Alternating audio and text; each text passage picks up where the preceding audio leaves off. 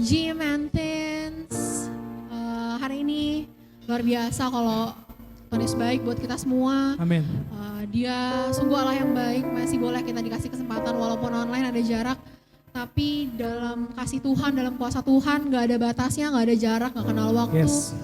Yang satu hal yang kita percaya, Tuhan Yesus ada bersama-sama dengan kita dan kesetiaannya teruji. Yuk kita mau bersatu dalam doa. Bapa yang baik, terima kasih Tuhan untuk kesempatan hari ini Bapa.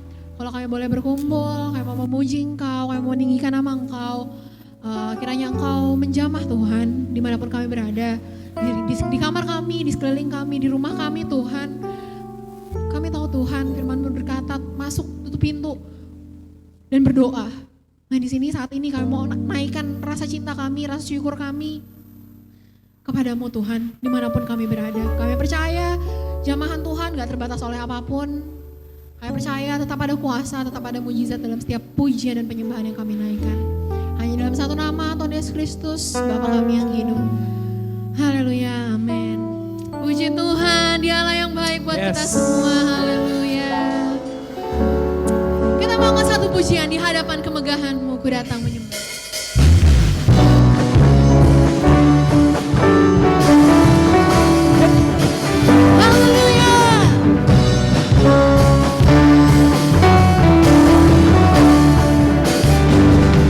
Hidupku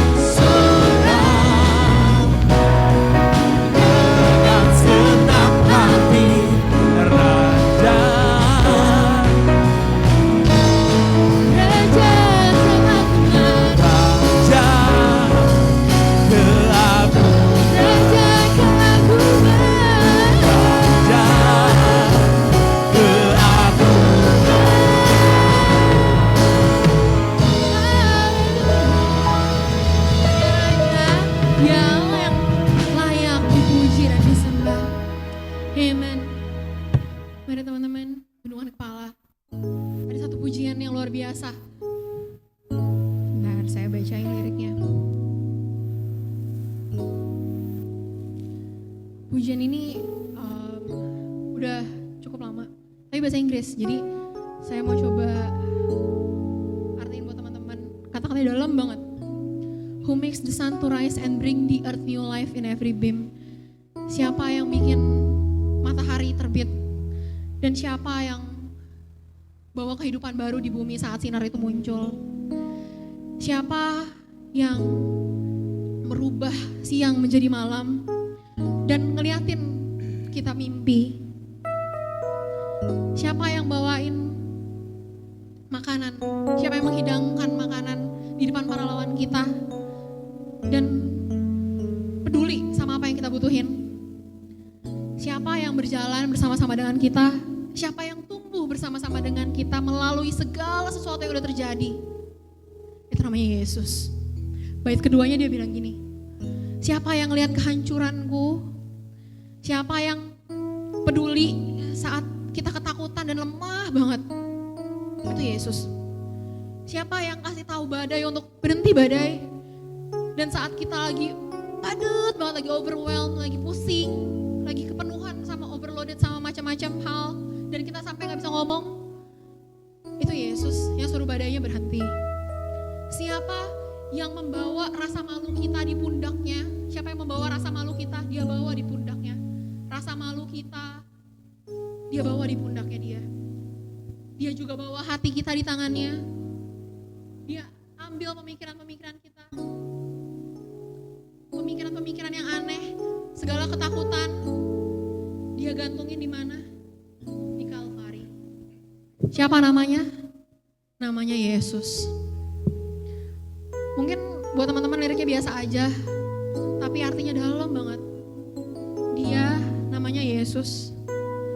Makanya kita mau tinggikan dia, gak main-main. Karena yang dia lakukan juga buat kita tuh gak main-main. Ya Tuhan, di setiap kami Tuhan, terima kasih untuk segala sesuatu yang Kau lakukan buat kami.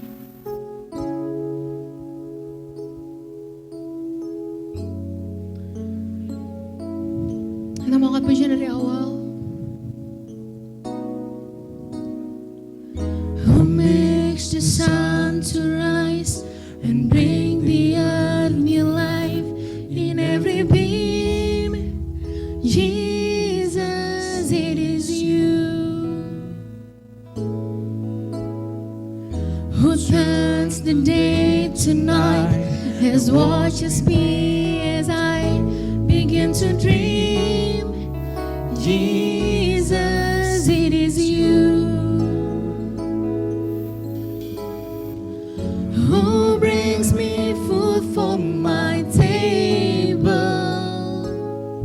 who cares for all of my needs, who cares for all of my needs,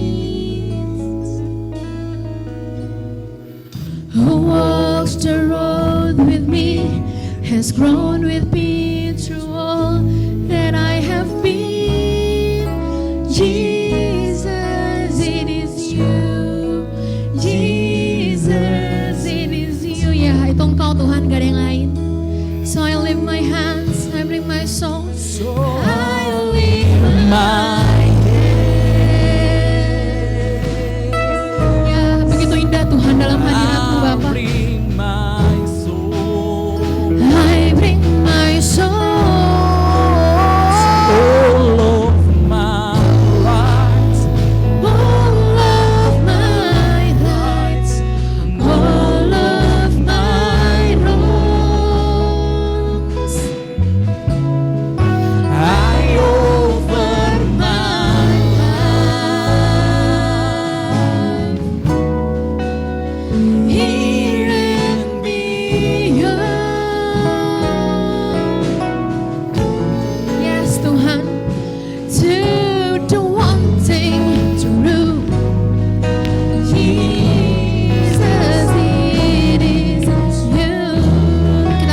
Keduanya ya teman-teman.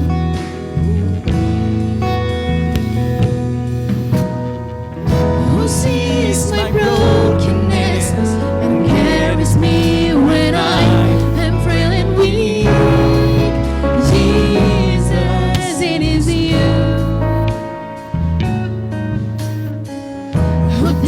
cause the storm to rest when I am overwhelmed and cannot speak.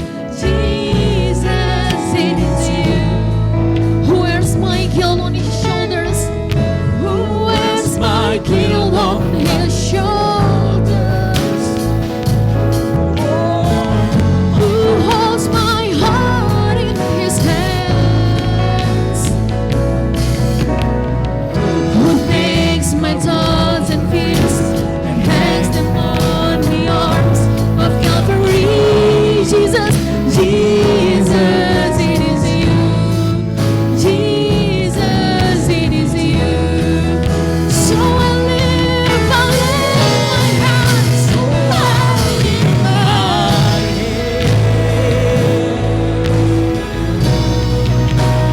I bring my soul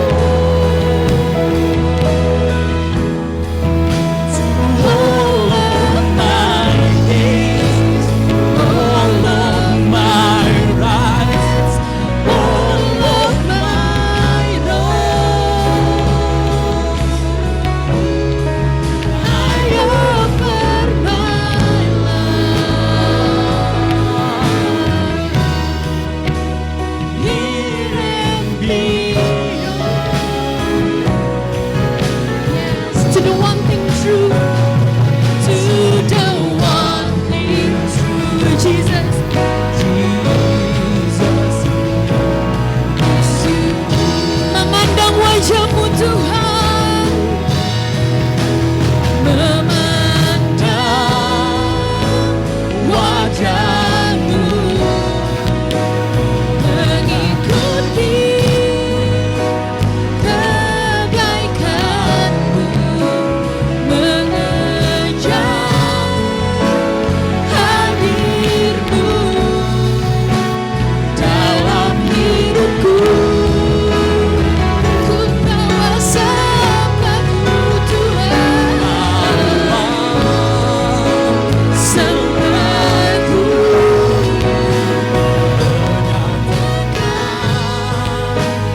kebesaran-Mu, mengejar hadir-Mu dalam hidupku, mengejar hadir-Mu, memandang wajah-Mu, memandang wajah-Mu. Siapa kami Tuhan? Bahkan membuka tali kasut-Mu kami gak layak. Tapi kami mau selalu ikuti kebaikan Tuhan dalam hidup kami. Kami mau jamah jubah Tuhan. Kami mau manjat ke atas pohon. Kami mau lihat Yesus. Ya Rama ya Ralabasandu. Membawa sembahku, menyatakan kebesaran-Mu, mengejar hadir-Mu dalam hidupku.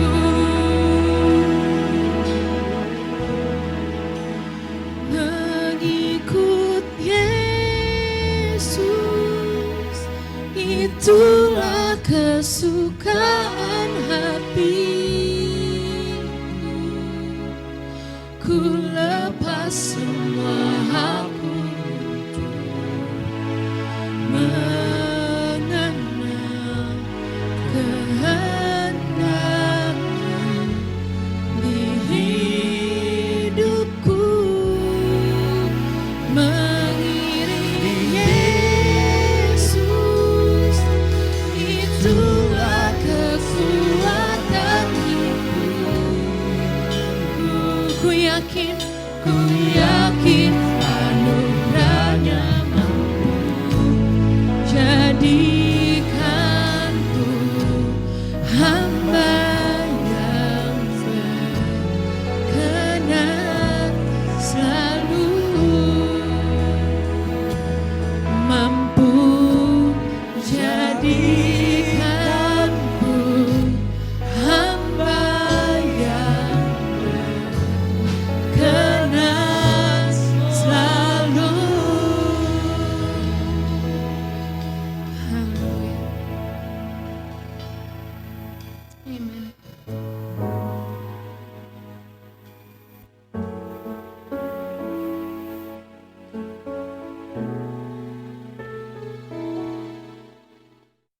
surga, kami bersyukur Tuhan pada kesempatan ini kami telah memuji, menyembah Engkau, dan saatnya Tuhan kami mau mendengar firman-Mu, supaya firman-Mu menguatkan iman setiap kami di akhir zaman, menjadikan kami pemuda remaja yang kuat berkemenangan lewat setiap proses-proses yang kami alami.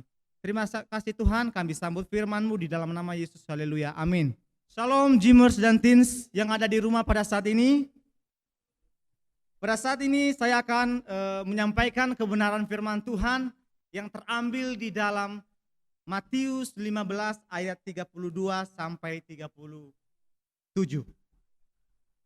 Saya akan membacakan kepada setiap kita.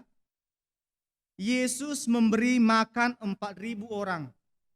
Lalu Yesus memanggil murid-muridnya dan berkata, hatiku tergerak belas kasihan kepada orang banyak itu. Sudah 3 hari mereka mengikut aku dan mereka tidak mempunyai makanan. Aku tidak menyuruh mereka pulang dengan lapar, nanti mereka pingsan di jalan. Kata muridnya kepadanya, bagaimana di tempat sunyi ini kita mendapat roti untuk mengenyangkan orang banyak yang begitu besar jumlahnya? Kata Yesus kepada mereka, berapa roti yang ada padamu? 7. Jawab mereka, ada lagi beberapa ikan kecil. Lalu Yesus menyuruh orang banyak itu duduk di tanah. Sesudah itu ia mengambil ke-7 roti itu dan ikan-ikan itu, mengucap syukur dan memecah-mecahkannya dan memberikan kepada murid-muridnya. Lalu murid-muridnya membagikannya pula kepada orang banyak.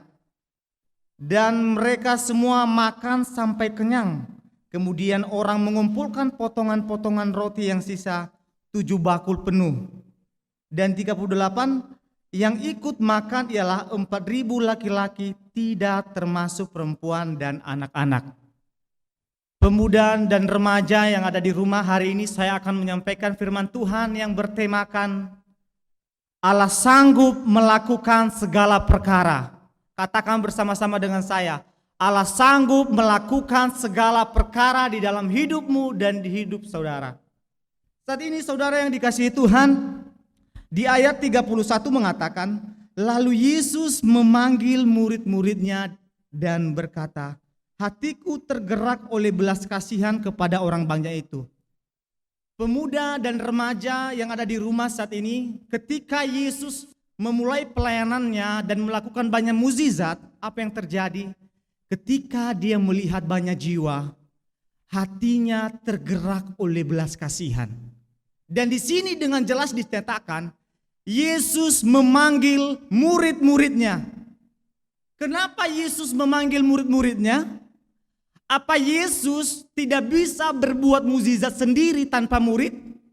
Apakah Yesus butuh ide supaya dia bisa melakukan mukjizat?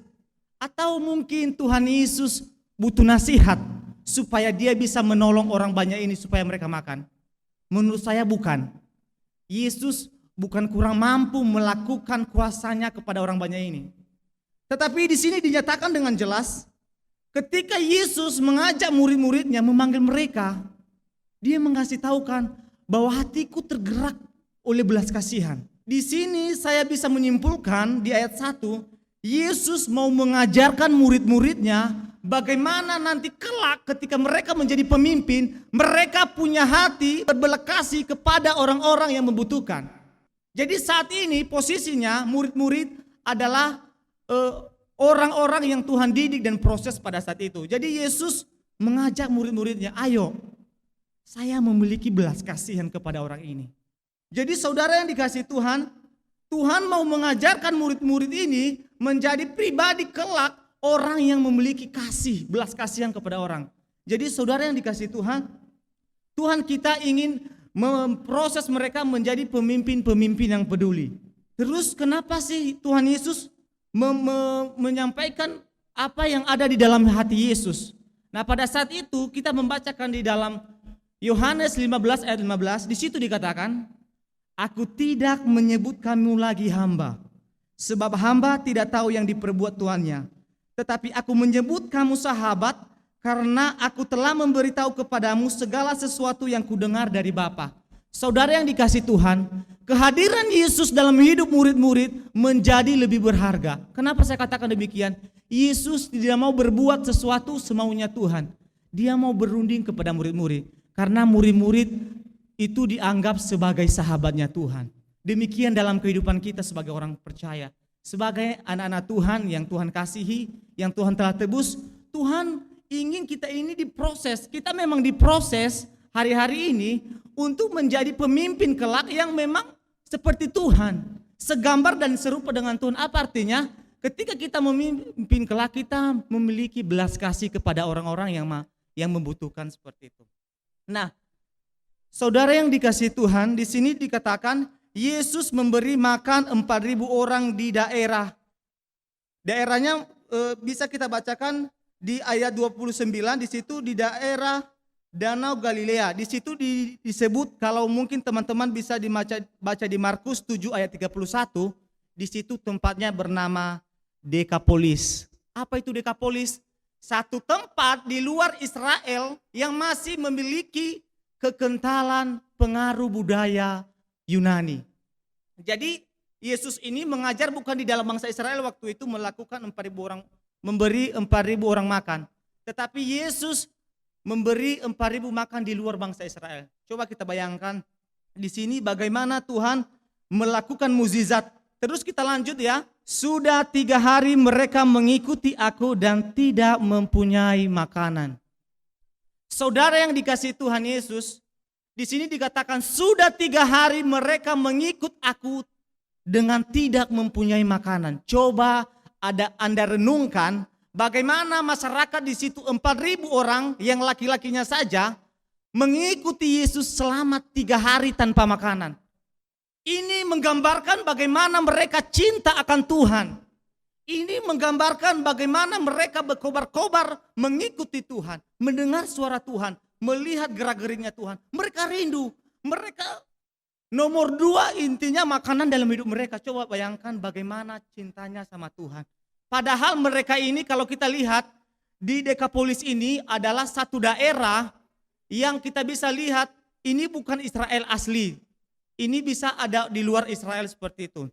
Nah, saudara yang dikasihi Tuhan, 3 hari 72 jam tanpa makanan. Coba bayangkan. Kalau hari ini pemuda remaja kita coba merenungkan dalam kehidupan kita. Ketika kita mengiring Tuhan, saya mau katakan sesuai dengan kenyataan yang ada, setengah jam kita dengar firman Tuhan, kita sudah mulai enggak tenang di tempat duduk. Mulai goyang seperti itu pantat kita. Dan saudara yang dikasihi Tuhan, mereka 72 jam mengiring Yesus tanpa makanan. Hari ini kenapa kita di zaman kasih karunia ini begitu cemernya kehidupan kita? Kita hanya 30 sampai 60 menit duduk diam di kaki Tuhan, kita sudah mulai tidak tenang. Pikiran kita sudah buyar. Kita udah mulai lihat jam. Kita nggak betah, kita cepat-cepat pengen keluar seperti itu. Kenapa? Itu yang menjadi pertanyaan buat kita saat ini. Mereka mungkin mengikut Tuhan 72 jam 3 hari itu mungkin ingin menghangatkan hubungan yang dulunya dingin. Tapi mungkinkah kita hari ini yang anak pemuda dan remaja datang ke gereja dengan apa? Jangan-jangan bukan untuk menghangatkan hubungan lagi dengan Tuhan. Hanya untuk menghangatkan bangku kursi doang. Mungkin itu aja kerja kita datang ke gereja hanya untuk menghangatkan kursi.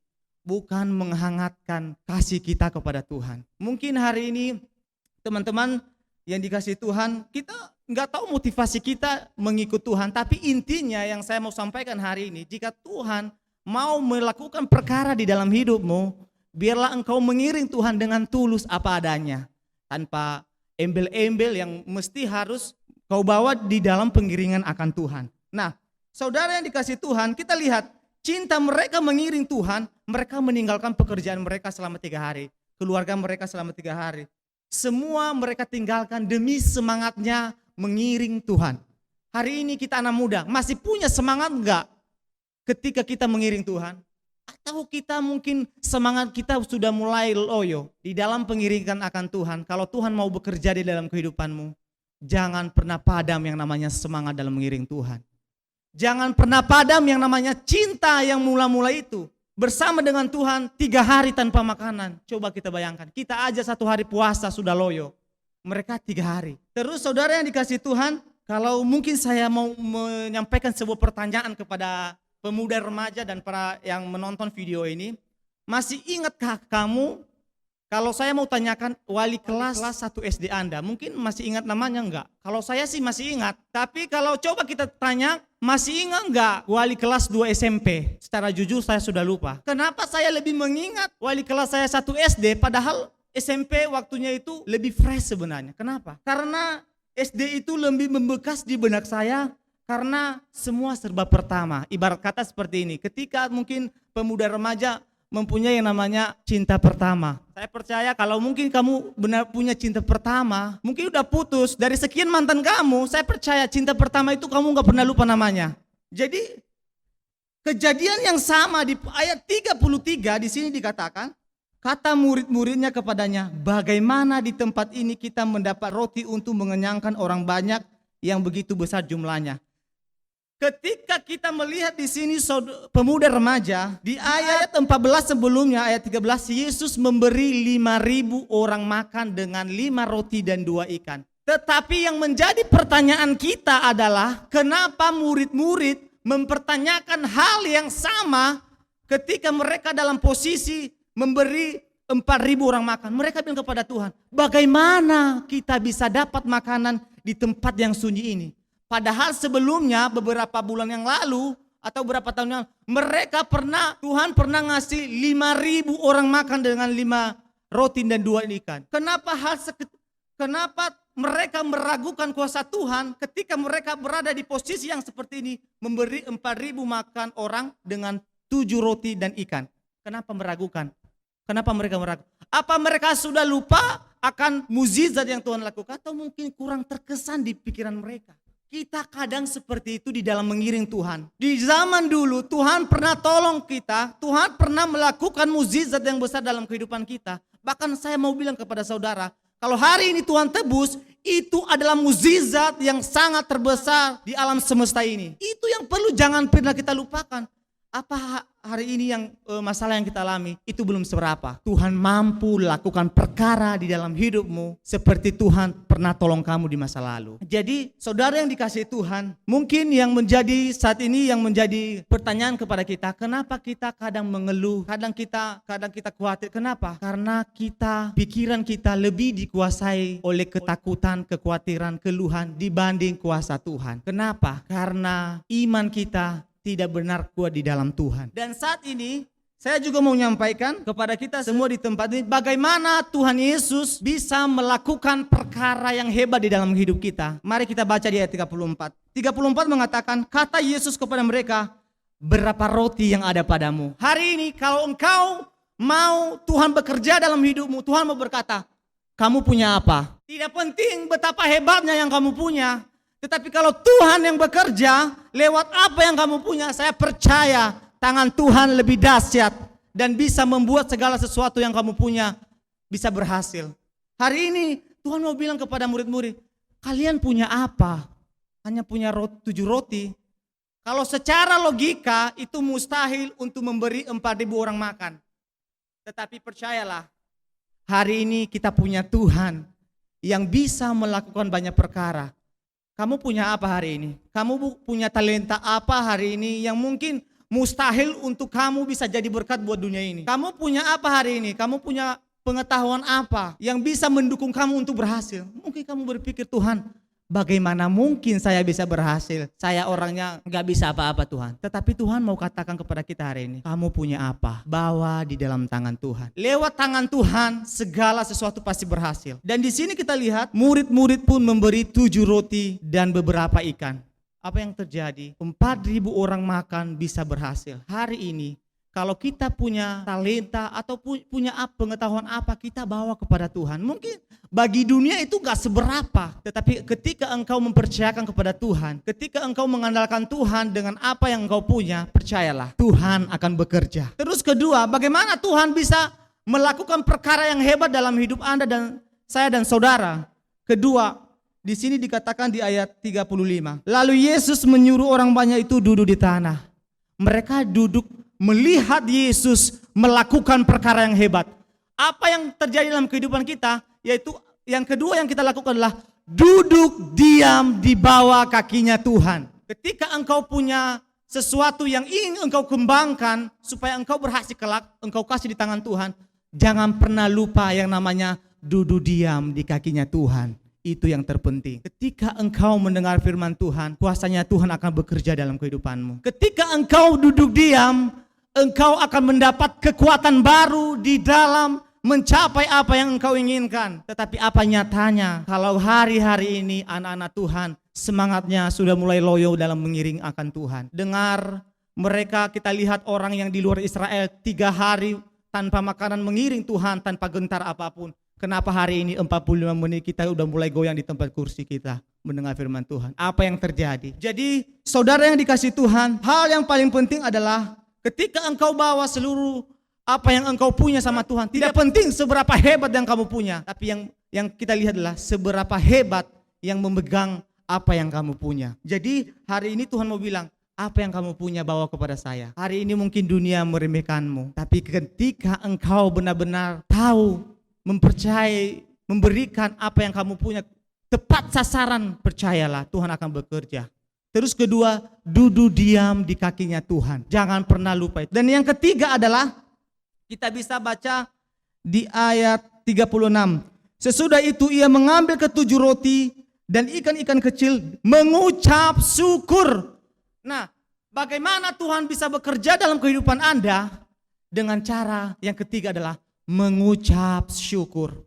Itu paling poin penting yang kita harus miliki, yaitu mengucap syukur, karena itu yang dikehendaki Allah di dalam kamu. Saudara yang dikasih Tuhan, kalau kita lihat hari-hari ini, mengucap syukur mungkin susah untuk dilakukan. Tetapi kalau kita merenungkan kebaikan Tuhan, tidak ada kata tidak mengucap syukur. Karena kebaikan Tuhan dalam kehidupan kita sudah begitu besar. Jadi apa yang kita punya hari ini, kita punya keluarga, mungkin keluarga kita berantakan mungkin. Saya nggak tahu. Kita mungkin hari ini punya pekerjaan, kita masih bawahan seperti itu. Kita punya hubungan sama seseorang, sama orang lain masih tidak bagus seperti itu. Percayalah, ketika engkau membawa di hadapan Tuhan, berdoa di hadapan Tuhan, dan mengucap syukur dengan apa yang terjadi dalam hidupmu, Tuhan mampu melakukan segala perkara yang hebat dalam hidupmu. Dan apa yang terjadi ketika 3 ini mereka lakukan, membawa roti itu di hadapan Tuhan, 4.000 orang bisa makan sampai kenyang. Coba bayangkan dan renungkan, bagaimana orang makan sehari aja Anda nggak makan, itu pasti banyak sekali kalau coba. Contohnya saya puasa nih 1 hari 2 hari, pas makannya itu pasti banyak. Ini udah 3 hari nggak makan. Berarti mereka butuh stok makanan yang paling banyak. Dan mukjizat itu terjadi, 7 bakul sisa dari makanan itu. Jadi saudara yang dikasih Tuhan, ketika Tuhan melakukan perkara yang hebat di dalam hidupmu, ada poin penting yang gak boleh kita lupakan, yaitu di ayat 36. Memecah-mecahkannya dan memberikan kepada murid-muridnya, lalu murid-muridnya memberikannya pula kepada orang banyak. Hari ini pemuda remaja, kalau saya mau katakan kepada kita, kalau engkau sudah berhasil, di mana Tuhan melakukan perkara dalam hidupmu, jangan pernah lupa menjadi berkat. Ada banyak orang yang berhasil, Tuhan buat berhasil, tetapi dia hanya pergunakan untuk dirinya. Tetapi di sini dengan jelas dikatakan, ketika engkau berhasil, berdampaklah. Di sini Yesus melakukan perkara yang hebat untuk memberkati 4.000 orang makan. Dan ketika engkau berhasil kelak, sukses kelak, jangan untuk dirimu. Belajarlah untuk menjadi berkat buat setiap orang. Dan di sini dikatakan mereka nggak pernah mengalami yang namanya kekurangan. Jadi saudara yang dikasih Tuhan, bahkan ada banyak kelimpahan yang mereka alami. 7 bakul. Dan saya percaya kalau di Indonesia ini mungkin 7 bakul ini tidak ada sisa. Mungkin ada yang plastikin. Dan saudara yang dikasih Tuhan, yang saya mau sampaikan hari ini di dalam firman Tuhan, kalau engkau mau Tuhan bekerja dalam hidupmu, mau mengerjakan banyak perkara dalam hidupmu, satu yang saya sampaikan, bawa kepada Tuhan apa yang kamu punya. Jangan malu, itu pemberian Tuhan. Kedua, jangan pernah lupa duduk diam di kakinya Tuhan. Dan yang ketiga adalah mengucap syukurlah buat segala apa yang Tuhan kasih. Dan di atas semuanya itu, kalau engkau sudah berhasil, yang terakhir, jangan lupa menjadi berkat buat sesamamu. Itu aja firman yang mau saya sampaikan. Tuhan Yesus memberkati. Mari kita berdoa. Bapa di surga, kami bersyukur buat firman yang Engkau berikan kepada setiap kami. Biarlah kami Tuhan tetap percaya kami punya Tuhan yang mampu melakukan segala perkara yang hebat di dalam kehidupan kami. Kami lihat diri kami hari ini Tuhan tidak ada apa-apanya Tuhan. Tapi ketika kami bawa seluruh apa yang kami punya di dalam tangan Tuhan, kami berdoa kepada Engkau dan mengucap syukur. Kami percaya kuasa-Mu lebih besar dari apa yang kami lihat hari ini Tuhan. Berkati Tuhan anak-anak-Mu yang mendengar firman Tuhan, biarlah mereka tetap berpengharapan di dalam Tuhan. Sekalipun situasi hari ini enggak memungkinkan Tuhan, tetapi kalau kami bersama dengan Tuhan, kami mampu melakukan segala perkara yang hebat. Terima kasih Tuhan, terima kasih Yesus. Jadikan kami anak-anak yang tetap percaya kepada Engkau dan berdampak bagi sesama kami.